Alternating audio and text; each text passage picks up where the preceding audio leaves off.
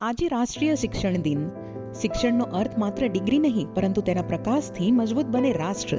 ભારતના પ્રથમ શિક્ષણ પ્રધાન મૌલાના અબુલ કલામ આઝાદની યાદમાં ઉજવાય છે 11 નવેમ્બરે રાષ્ટ્રીય શિક્ષણ દિન. તેઓએ સ્વતંત્રતા બાદ શિક્ષણમાં સુધારા અને સમાન તક આપવાના કર્યા હતા પ્રયાસો. દેશે આજે શિક્ષણમાં ઘણો વિકાસ કર્યો છે, પરંતુ હજીએ વિષય નિષ્ણાંત શિક્ષકોની વર્તાતી ઘટનો મોટો પડકાર. ગ્રામ્ય વિસ્તારોમાં ગુણવત્તાસભર શિક્ષણ વિદ્યાર્થીઓ માટે પૂરતું ઉપલબ્ધ ન થયાની સ્થિતિ. અનેકો શાળાઓમાં રમત, ચિત્ર અને સ્કિલ ડેવલપમેન્ટના શિક્ષકો નથી. પરિણામે વિદ્યાર્થીઓના સર્વાંગી વિકાસમાં અવરોધ. શિક્ષકો પર થોપાતા વધારાના કામથી શિક્ષણની અસરકારકતાને અસર. શિક્ષણ માત્ર ડિગ્રી મેળવવા માટે નહીં, પરંતુ સારા સંસ્કારી નાગરિક બનવા માટે સક્ષમ હોવું જોઈએ.